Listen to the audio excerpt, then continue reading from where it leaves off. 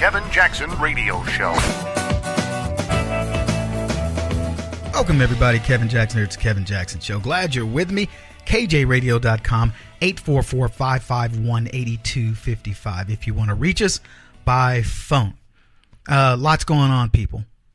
It's been an amazing time. We're still talking about the NFL. Going to talk about them today because there's a lot of other developments that have occurred. This is going to be in the news cycle for quite some time. But what I want to show you is I want to connect the dots with what liberals are trying to do.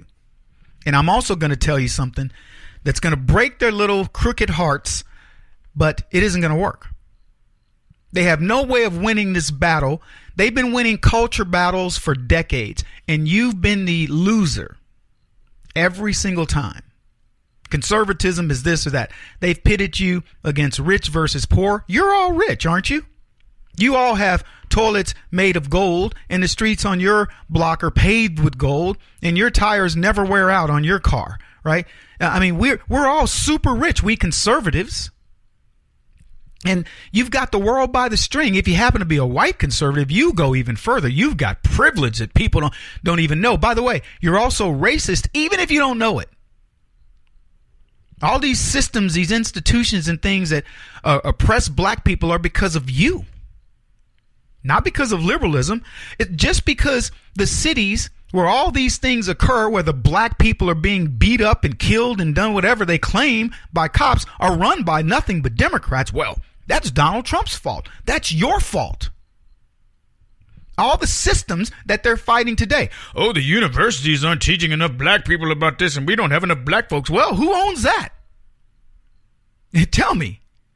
Black neighborhoods. Who owns the concept of a black neighborhood? It isn't conservatives. Conservatives freed black people, but certainly Republicans did. Freed black folks. Said go out there and be somebody. Go become human beings. And you know what the Democrats did? They said, hey, black people, here's some barbecue, here's some chicken, here's some watermelon. Come over here, assimilate, get into these projects, let the government become your daddy. We'll take care of you. And what the NFL guys show is that it doesn't matter how much money you give a black fool, he will still remain a Democrat. He will still remain trapped in his own mind. They're not good enough. Even when they've achieved, they're not good enough. You want to know why? Because it's not about money. Oh, yeah, I'm about to break it down for you. See, it's not about money. It's a mentality that tells you, I can stand before any man in this world and not feel lesser than. These guys got all the money. They got all the prestige you can ask for. But do you think they have it in their hearts, in their minds, that they can stand before these men that they've been told they're lesser than by the very men who claim they're helping them? You want to know what my advantage is over every single one of those putzes? No man will make me feel lesser of myself than he. No man. I could stand before Donald Trump and I will stand before an equal. I would stand before Ronald Reagan and I would stand before an equal. You're no better than I. But you know what LeBron James will do? He'll stand before a white man and go, man, you got all that white privilege. You this, you that, you. Because he doesn't know how to be a man. He might have been taught how to play basketball. He might have been taught how to deal with his money. He might have been taught how to chase, whatever the things that LeBron James has been taught, but he has not been taught how to feel equal to a white man.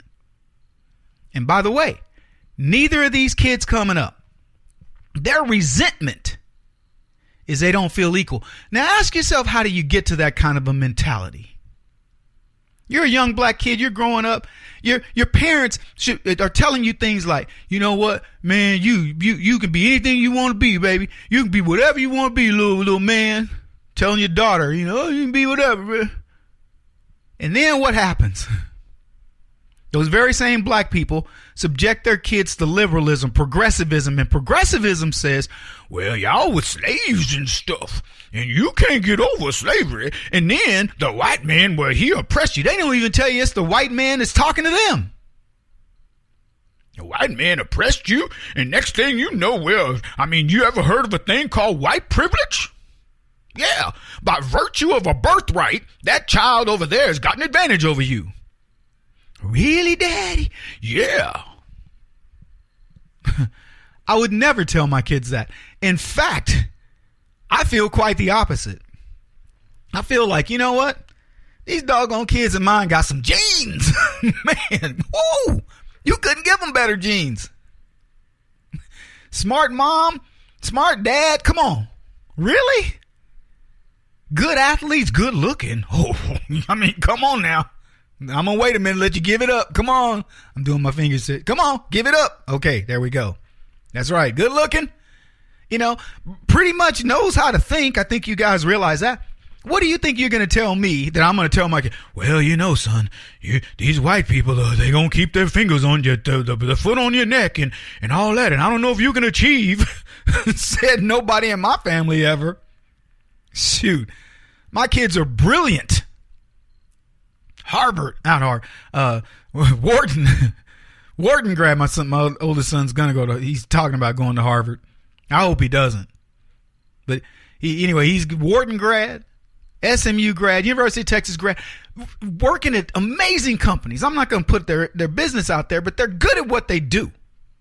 And they would never, never hold through a broad stroke say, well, you know, Dad, these white people at my job, holy cow, it's tough to compete with these white people. They might go, Dad, there's this one guy in this department. Dude is really smart. Pleasure working with that guy. But they feel equal. Because in their department, that guy's saying the same thing. Yeah, there's this dude over in the other department. Think his name is Ryan. Think his name is Ethan. Think his name is Corey. Whoo, man, he's amazing. It's mutual admiration. But see, that's what the left won't teach black people is how to get mutual admiration. Oh, they respect LeBron James' ability to bounce a basketball. Congratulations, LeBron. Good boy. Good little boy. Hey, go bounce that basketball and entertain me. Okay. Come on, Stephen. Because Stephen Curry doesn't feel adequate enough to go hobnob with the rich whites. That's why he wants to hang out and be down. Same with Kaepernick. He was raised by him. He still doesn't know how to do it. He feels guilty. Wants to be black now. Completely black. Woohoo. I'm just telling you what's happening, folks. Anyway, we got a ton to discuss today. A ton. Mostly related to football, but related to the mentality of these players. Because I really want you to understand and get inside of their heads. These weak men. Pathetic. This is the Kevin Jackson Radio Show. Do you owe back taxes to the IRS or state? The secret to avoiding the IRS nightmare is to seek professional representation.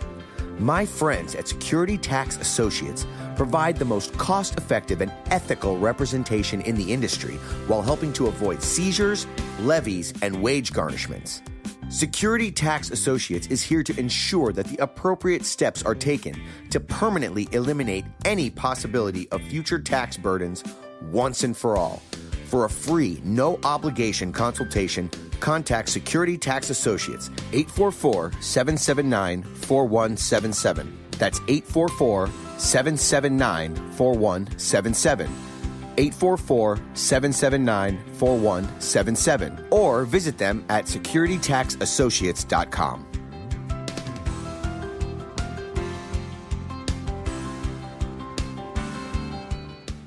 Beth Cook Moranville, author of Closer Than Your Breath, a book of hope. Hope, that wonderful, wonderful four-letter word that you may feel completely out of.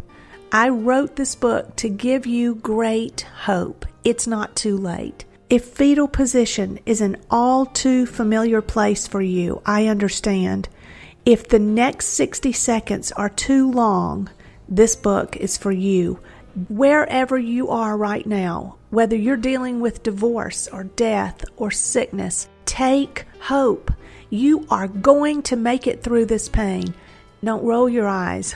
I've walked this road and I know it. The best is yet to come. Closer Than Your Breath, a book of hope from author and speaker Beth Cook Moranville. Can be found on Amazon.com or Kindle.com.